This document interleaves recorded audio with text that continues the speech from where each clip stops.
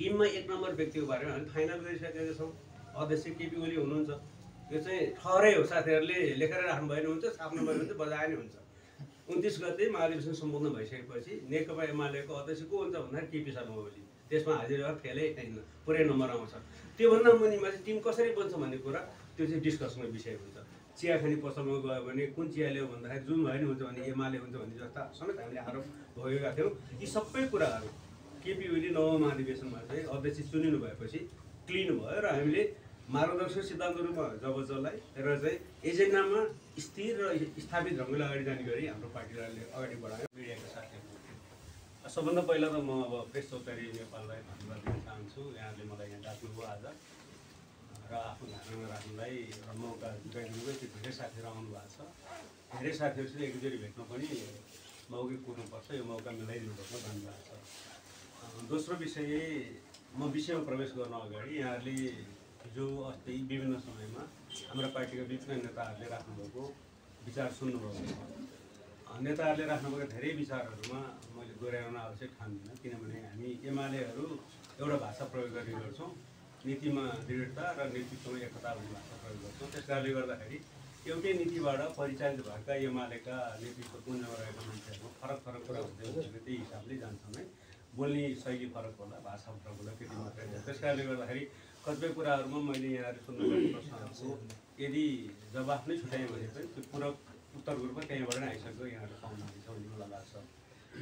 अब मैले यो महाधिवेशनको महत्त्व के हो, हामी किन कसरी महाधिवेशन गर्दैछौँ भने प्रवेश गर्न अगाडि एउटा विषय चाहिँ राख्नु जस्तो लाग्छ कि एमालेमा अहिले के छ, एमालेमा विवाद छ कि छैन, एमालेमा बहस हो कि होइन, एमाले मिलेर जान्छ कि जाँदैन, एमालेमा तलमाथि पर्छ कि पर्दैन भन्ने जिज्ञासालाई चाहिँ म समग्रतामा एकचोटि नेपाल कम्युनिस्ट आन्दोलनको इतिहाससित जोडेर हेरिदिनुहोस् भनेर चाहिँ साथीहरूलाई आग्रह गर्न चाहन्छु। हामीले महाधिवेशन खास खास अवसरमा र खास खास टर्निङ पोइन्टमा गर्ने गरेका छौँ। अहिले हामी 11औँ महाधिवेशन आयोजना गर्दैछौँ हाम्रो पार्टीको। पहिलो महाधिवेशनदेखि तेस्रो महाधिवेशनसम्म रहँदाखेरि हाम्रो आन्दोलनले नेकपाले एक किसिमले स्थिरताको लागि मात्रै मेहनत गरेको हामी पाउँछौँ। त्यो बेला संस्थापक नेता पुष्पलाल हुनुहुन्थ्यो र पहिलो महाधिवेशनमा नै उहाँ आफ्नो नीति हुँदै पनि आउट हुनु पऱ्यो महासचिवबाट, त्यसले स्थिरता पाएको थिएन। दोस्रो महाधिवेशनमा उहाँकै नीति पास भयो, गणतन्त्रमा जानुपर्छ भन्ने, त्यो फ्याँकेर राजा परस्त मान्छे, राजतन्त्र परस्त मान्छे महासचिव हो। तेस्रोमा गएपछि तत्कालीन समय लिइरहेको नौलो जनवाद भन्ने हाम्रो पार्टीको कार्यक्रम जुन थियो, त्यो कार्यक्रमलाई अझ राम्रोसँग व्याख्या गरेर जानुपर्नेमा चाहिँ कुन बाटो र मूल बाटो भन्ने एक किसिमको दुविधामा रहेर अन्यलग्रस्त रहेर तेस्रो महाधिवेशनपछि नेकपा चाहिँ एक ढङ्गले विखण्डनको बाटोतिर गयो। नेतृत्वले त्यसलाई जोगाउन सकेन। नेताहरू राम्रा हुनुहुन्थ्यो, हुँदै पनि नेतृत्व र नीतिलाई एक ठाउँ जोडेर लिएर जान सक्दाखेरि विखण्डनको बाटोमा गयो। त्यसपछि हामी एकैचोटि 46 सालको नजिक आइपुग्छौँ। त्यो बिचमा भएको धेरै कुरामा इतिहासमा म जान चाहन्न, त्यसरी जाँदा समय लामो जाला। 46 सालमा जतिखेर नेकपा तत्कालीन नेकपा मालेले नेकपाको चौथो राष्ट्रिय महाधिवेशन आयोजना गर्यो, त्यतिखेर चाहिँ हामीहरूले सबभन्दा महत्त्वपूर्ण टर्निङ पोइन्टको रूपमा नेपालको कम्युनिस्ट आन्दोलनलाई अगाडि बढायौँ। संयुक्त जनआन्दोलनको नीति पास र सँगसँगै चाहिँ कम्युनिस्ट पार्टीले पनि बहुदलीय व्यवस्थामा सहभागिता जनाउँछ भनेर त्यसलाई आधार कायम गर्ने काम गर्यो।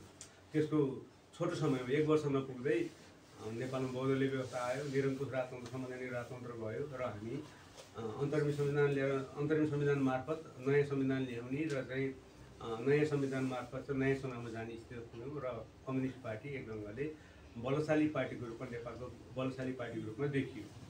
5औँ महाधिवेशन तपाईँले हेर्नुभयो भने मार्क्सवादको सृजनात्मक प्रयोग भएको पहिलो कोसेट हुन पाउनुहुन्छ, जतिखेर मदन भण्डारी हाम्रो पार्टीको महासचिव हुनुहुन्थ्यो र त्यतिखेर चाहिँ जनताको बहुदलीय जनवाद भन्ने पार्टीको प्रोग्राम पछि हामीले मार्गदर्शक सिद्धान्तको रूपमा रूपान्तरित गऱ्यौँ।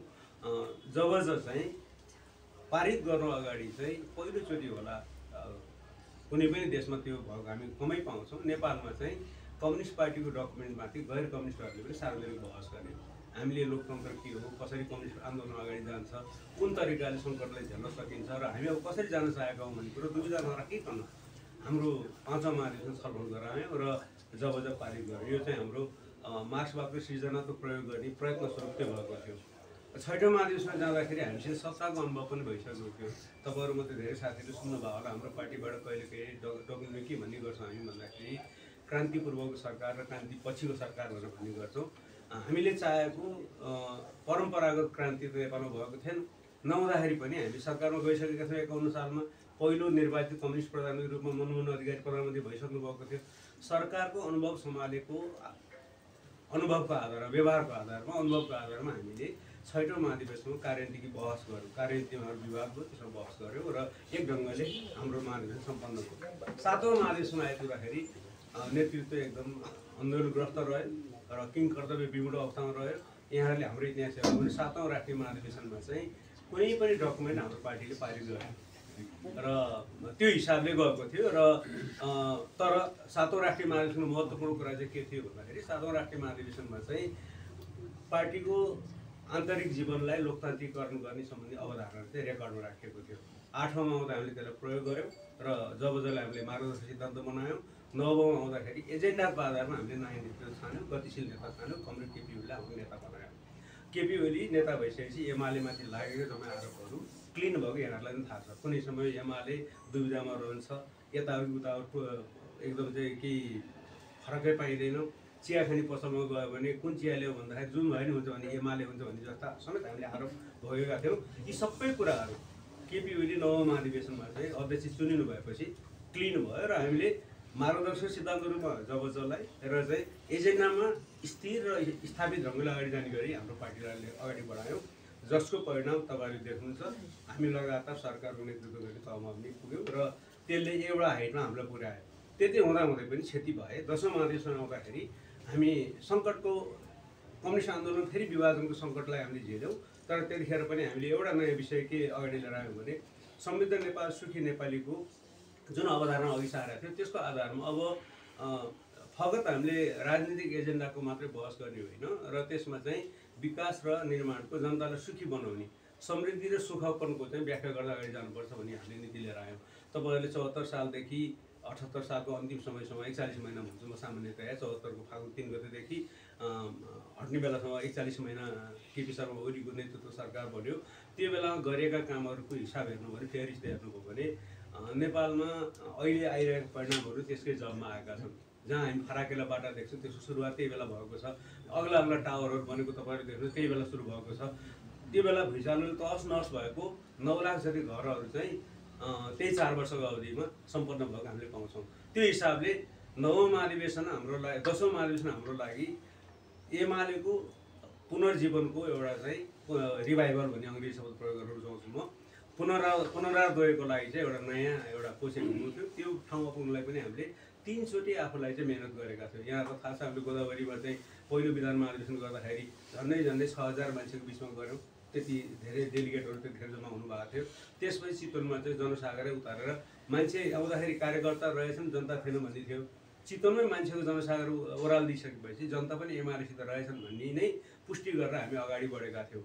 अहिले हामी 11औं महाधिवेशनको सङ्घारमा आइपुग्दाखेरि पनि हामी नयाँ सङ्कट झेलिरहेका छौँ। यो सङ्कट भनेको आन्तरिकभन्दा बढी बाह्य सङ्कट धेरै छ, जियो पोलिटिकल सङ्कट पनि छ। तपाईँहरूलाई धेरैचोटि यो विषयमा तपाईँहरूले अरू नेताहरूबाट पनि सुन्नु भएको छ। त्यस कारणले गर्दा यो सबै पार पाउने गरी नेतृत्वलाई एक ढङ्गले अगाडि बढाउने हिसाबले एमाले चाहिँ अहिले अगाडि बढिरहेको छ। अब यसमा चाहिँ को कति पटक नेता हुने जस्तो मित्रले सोध्नुभयो। केपी ओली तेस्रोचोटि अध्यक्ष हुँदै हुनुहुन्छ, अर्को उपाध्यक्षले चुनौती देखाउनु भएको छ। तपाईँहरू दुईतिर हो कि के हो कसो हो सुन्नुभयो नि। हामी अहिले के व्याख्या गर्न खोजिरहेका छौँ भने हामी अरू पार्टीमा जस्तो को लोकप्रिय छ र लोकप्रिय मान्छे नेता बन्ने भन्नुभन्दा पनि कम्युनिस्ट पार्टीमा चाहिँ नेतृत्व कसले गर्न सक्छ भन्ने एउटा विषय स्थापित गर्न खोजिरहेका छौँ। दोस्रो चाहिँ भनेको नेतृत्व भनेको चाहिँ धेरै भोट ल्याएको नेता हुनसक्छ, चलाउँछ एकल नेतृत्व। त्यो हिसाबको भन्दा पनि हामी चाहिँ सामूहिक नेतृत्व नयाँ प्रणाली कसरी बसाल्ने भन्नेमा गइरहेका छौँ। जस्तो उदाहरणको लागि तपाईँहरूले नेपाली कङ्ग्रेस हेर्नुभयो। नेपाली कङ्ग्रेसमा चाहिँ 50% प्लस 1 भोट आयो भने त्यो सभापति बन्छ र सभापति बन्नेलाई अलिक बढी नै अधिकार हुन्छ। पार्टी लोकतान्त्रिक भने पनि धेरै अधिकार चाहिँ सभापतिको हातमा हुन्छ। सभापतिले निर्णय गर्नु, उहाँको विधि नै त्यही हो। त्यो विधिमा मलाई धेरै टिप्पणी गर्नु छैन। उहाँहरू त्यस्तै विधान बनाउनु भएको छ, विधानअनुसार चल्नु भएको छ। हाम्रोमा चाहिँ सबै मान्छे हामी चुनिन्छौँ। 50% प्लस 1 भन्ने हुँदैन, बहुमत ल्याउने चुनिन्छौँ र अध्यक्ष पनि हुन्छ, उपाध्यक्षदेखि लिएर विभिन्न पद पनि हुन्छ। हामीमा चाहिँ के चलन हो भन्दाखेरि चाहिँ 1 नम्बर नेताको वरिपरि अरू नेताहरू गोलबन्द हुने, हाम्रोमा चाहिँ त्यो तरिका हो। कम्युनिस्ट पार्टीमा चाहिँ सामूहिक नेतृत्व प्रणाली भनेको चाहिँ चुनिएका सबै बराबर कसले बढी भोट ल्याएको छ त्यो धेरै लोकप्रिय भन्नुभन्दा पनि हाम्रोमा चाहिँ विधिको हिसाबले हामीले नम्बर 1 नेता चुन्छौँ। नम्बर 1 नेताको चाहिँ विचारमा हामी सबै गोलबन्द हुन्छौँ। वरिपरि रहेकाहरूले नम्बर 1 नेतालाई बलियो बनाउँदै अगाडि लिएर गएर हामीले चाहेको परिवर्तनको काम चाहिँ सम्पन्न गर्छौँ भनेर हामीले भन्ने गर्छौँ। जस्तो अहिले एघारौँ महाधिवेशनमा सङ्कटकै सामना गरे भनेर तपाईँले प्रश्न गर्न चाहनुभयो भने मैले के भन्छु भने यसमा चाहिँ हामीले 3टा पाटो चाहिँ रूपान्तरणको बाँकी छ भनेर भन्ने गर्छौँ। हामीले 72 सालमा चाहिँ संविधान आएपछि राजनीतिक प्रणाली फेर्यौँ, गणतन्त्र सङ्घीय लोकतान्त्रिक गणतन्त्र हामीले लिएर आयौँ, राजनीतिक प्रणालीमा हाम्रो क्रान्ति सम्पन्न भयो। तर हामीले भन्ने गरेको नौकरशाही तन्त्रको सवालमा होस्, न्यायालयको सन्दर्भमा होस् अथवा सुरक्षा निकायको सन्दर्भमा रूपान्तरण बाँकी नै छ भन्ने हामीले आएका छौँ। जुन ठाउँमा चाहिँ एक किसिमले एउटा वर्गले क्रान्ति गरेर सबै थोक चाहिँ राज्य सत्ता आफ्नो हातमा लिएर परिवर्तन गरेको छ, त्यो ठाउँमा एकैचोटि चिज फेरिन्छ। हाम्रो त बाटो नै फरक छ। हामी विपरीत स्वार्थ बोकेका वर्गहरूको संयुक्त प्रयत्नमा चाहिँ परिवर्तन ल्याएछौँ। हाम्रो संविधानले हामीलाई चौबाटोमा छोड्छ र के चाहिँ भन्छ भने मुख चाहिँ समाजवादतिर फर्का भनेर भन्छ। त्यो हिसाबले हेर्दाखेरि राज्यका हामीलाई विरासतमा प्राप्त भएका अङ्गहरू चाहिँ रूपान्तरण गर्ने जुन बाँकी छ त्यो काम हाम्रो गर्नै बाँकी छ। अहिलेको सङ्कट भनेको त्यही बाँकी रहेको काम सम्पन्न गर्न खोज्दा आएका चुनौतीहरूलाई सामना गर्दाखेरि भएका दुर्घटनाहरू नै हुन्। त्यस कारणले गर्दाखेरि म चाहिँ के भन्न चाहन्छु भने 11औँ महाधिवेशनको महत्त्व चाहिँ नेपालको कम्युनिस्ट आन्दोलनलाई बलियो बनाउनलाई मात्रै होइन, लोकतन्त्रलाई दीर्घ जीवन दिन र नेपालमा रहेको अहिले सङ्घीय लोकतान्त्रिक गणतन्त्रलाई स्थिर बनाउनुको लागि सबभन्दा महत्त्वपूर्ण एउटा चाहिँ पक्ष हो भनेर बुझ्नुपर्छ भनेर भन्न चाहन्छु। यही हिसाबले हेर्दाखेरि नेकपा एमालेमा अहिले अध्यक्ष केपी शर्मा ओलीको विपक्षमा कोही उभिनुपर्ने जरुरी म देख्दिनँ। अहिले तपाईँहरूले भन्नुभयो जस्तै मैले नि मिडियामा पढ्छु, विभिन्न नेताहरूले म यो पदमा उठौँ कि त्यो पदमा उठौँ इच्छा व्यक्त गर्नुभएको छ, त्यो पाइन्छ, अधिकार हो, सबैलाई त्यो अधिकार छ। हाम्रो पार्टीमा इच्छा व्यक्त गर्न पाइँदैन भन्ने नै छैन। इच्छा व्यक्त गर्ने कमिटीको बैठकमा मजासँग कुरा राख्ने, तर जे निर्णय हुन्छ त्यसलाई बोकेर हिँड्ने भन्ने हामीले विधि बनाएको छौँ। कम्युनिस्ट पार्टीको सामान्य चाहिँ यस्तै हुन्छ, अझै एमाले अझ धेरै हुन्छ, यो हामीले यो नै गर्दै आएको छौँ। तर भन्ने साथीहरूले के भन्नुभएको छ भने तपाईँ चाहिँ किन बन्द पर्ने भनेर प्रश्न सोध्यो भने उहाँहरूले दिने जवाब के छ भने नेतामा हामीलाई समस्या होइन, नेतृत्वमा हामीलाई समस्या होइन, नीतिमा हाम्रो समस्या होइन, हामीलाई चाहिँ नेताको काम गर्ने तरिकामा समस्या लाग्यो भन्ने मात्रै उहाँहरू सुनिन्छ। काम गर्ने तरिकामा समस्या लाग्यो के अरे भइहाल्यो नि, काम गर्ने व्यक्तिको त फरक फरक तरिका हुन्छ। त्यस कारणले गर्दा तैँले बोलेको तैँले हात हल्लाएको मलाई मन पर्यो त्यस कारण चुनाव लड्छु भन्नु त आफैमा मिल्दो कुरा भएन। त्यस कारणले गर्दाखेरि पनि अघि नै सुरुमा प्रश्न गर्ने साथीले मलाई सोध्नुभयो कि हिजो यहाँ बोल्ने हाम्रो उपाध्यक्षज्यूले 29 गतेसम्म मात्रै तपाईँहरू पाउनुहोस् यो आधार कि त्यो आधार भन्ने कुरो पछि मिलिहाल्छ भनेर भन्नुभएको आधारै हो। जब नीतिमा हामी एक ठाउँमा छौँ, नेतामा पनि समस्या छैन, काम गरेको तरिकामा मेरो भन्नु छ भन्नु त भने भइहाल्यो नि, त्यसमा चाहिँ चुनावै लड्नुपर्ने के जरुरी छ र? जरुरी नै छैन। त्यस कारणले त्यो एङ्गलबाट हेर्दाखेरि मलाई पनि के लाग्छ भने महाधिवेशन सम्पन्न हुँदाखेरि यो पाटोबाट यो एङ्गलबाट हेर्दाखेरि एमालेमा ध्रुव देखिन्छ भन्ने लाग्दैन। अब विभिन्न पदमा उठ्नेमा पनि कुरा त्यही नै हो। तर अब मान्छे मानिलिएर चुनावमा उठ्यौँ हामी, म कुनैमा उठेँ, अरू कोही साथी कुनैमा उठ्नुभयो, प्रतिस्पर्धा गर्नुभयो भने के भयो त? त्यसमा आघात त खसेन नि, त्यो त उठ्नै पाउनु पऱ्यो नि। किनभने एमालेमा जनताको बौद्धिक जनताको हामीले चाहिँ सङ्गठनात्मक विज्ञानमा के भन्ने गर्छौँ भने पहिला पहल कदमी गर, त्यसपछि पहल कदमी गर्नु थालेपछि एकभन्दा बढी प्रतिस्पर्धा हुन्छ। प्रतिस्पर्धामा चाहिँ तिमी चाहिँ श्रेष्ठ हो, श्रेष्ठ भएपछि तिमीलाई नेता मान्छु भन्ने एउटा चाहिँ हाम्रो 4 बुँदामा हामीले एउटा फर्मुला बनाएको छौँ। यो चाहिँ मदन भण्डारीकै पालामा हामीले विकास गरेको बौद्धिक जनताको आधारित सङ्गठनात्मक विज्ञानभित्र हामी त्यो भन्ने गर्छौँ। दोस्रो हामीले के भन्ने गर्छौँ भन्दाखेरि चाहिँ नेतृत्व कुनै पनि तहको होस्, चाहे पार्टीभित्रको नेतृत्व होस् अथवा त्यो चाहिँ जनअनुमोदित नेतृत्व हो, त्यो अनुमोदित हुनुपर्छ। यदि जनप्रतिनिधि हुने भने जनताले नै भोट हालेको हुनु पर्यो, पार्टीको नेता हुनुपर्ने हो भने पार्टीको सदस्यले नै भोट हालेको हुनु पर्यो। अहिले प्रतिनिधि छानिया कुरा पनि त्यही नै हो। त्यसमा केही नोकझोक हुन सक्छन्, काहीँ सहमति हुन सक्छन्, काहीँ असहमति हुन सक्छन्। 7 लाख पार्टी सदस्य भएको ठाउँमा चाहिँ सबै ठाउँमा सर्लक्क एकदम काँक्राको चिरो जस्तो किन हुन्छ र? अब आफू नपर्ने साथीहरूले म कहिले चित्त दुखाउन सक्नुहुन्छ, त्यो चित्त दुखाएका कुराहरूलाई त बसेर मिलाउनु पर्छ, पार्टीले त्यो गरि नै हाल्छ। त्यस कारणले गर्दाखेरि हामीभित्र रहेका लोकतान्त्रिक प्रतिस्पर्धा चाहिँ अरू कुनै पनि पार्टीमा भन्दा म यो त दाबीका साथ भन्न सक्छु कि उत्तम छ र त्यो हामीले अरूलाई पनि मार्गदर्शन गरिरहेका छौँ। त्यस कारणले गर्दा साथीहरूले सोध्नु भएको विषयहरूमा अब 2 धार के हुन्छ भन्दाखेरि धारको सन्दर्भमा चुनाव लडे पनि धार एकै हुन्छ, किनभने विचारै फरक छैन। त्यसपछि चुनाव लड्नुभयो भने पनि पछि एक जित्नेले नेतृत्व गरेर अर्को साथी सहयोगी भएर बस्नु छ, त्यसमा अरू तलमाथि हुने कुरा उहाँले रहेन।